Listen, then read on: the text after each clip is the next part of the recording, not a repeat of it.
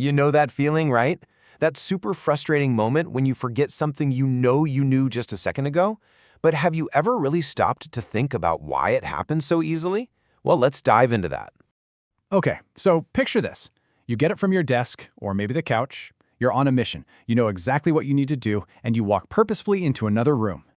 And then, poof, it's just gone. The thought, the entire reason you got up, completely vanishes, and you're just left standing there, kind of looking around, feeling a little lost.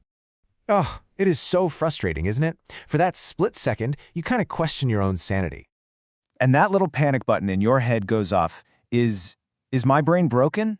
Well, here's the thing. The real answer might just flip the way you think about your mind completely. Because, and this is the crazy part, it turns out that little glitch isn't a bug at all. It's actually a feature.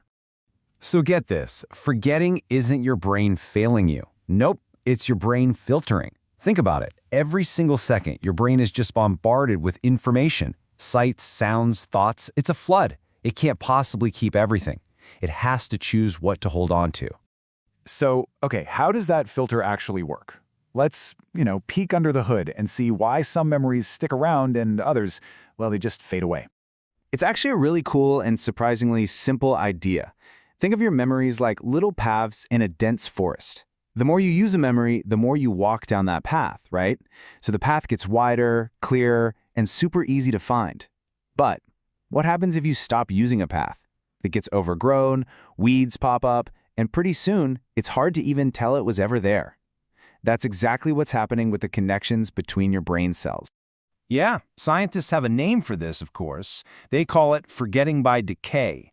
It sounds a little dramatic, I know, but it's really just your brain's super efficient cleanup crew. It's just pruning away the connections you're not really using anymore to keep things tidy. But it's not always just a slow, natural fade.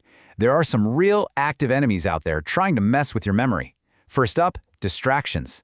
They stop a memory from even getting saved properly in the first place. Then you've got stress. When you're stressed out, your brain gets flooded with these chemicals that literally block the memory-making process. And of course, the big one, lack of sleep. That's when your brain is supposed to be organizing and filing away the day's information. No sleep, no filing, just a mess. Okay, so we've got the how down. We know the mechanics. But the really fascinating question is why? Why is our brain designed to do this? Well, it turns out there's a huge upside to forgetting. And this is where forgetting actually becomes a kind of superpower. For one, it clears out the clutter, making space for new, more important information. It also helps your brain focus on what's actually relevant right now. And maybe most importantly, it stops you from getting completely overwhelmed. I mean, imagine if you remembered every single tiny detail of every single day. It would be total chaos. So let's pull all of this together. It's time to kind of reframe how we think about our own brains when they have these little lapses. So listen, here's the most important thing I want you to walk away with.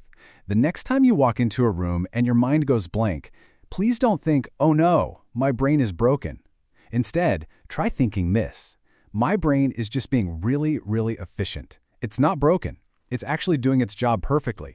And I want to leave you with this one thought, this quote that just nails it perfectly. You forget not because your mind is weak, but because it is selective. Let that sink in for a second. So instead of getting frustrated about what you forgot, maybe get a little curious. What did your brilliant, selective brain decide to let go of today to make room for something even better?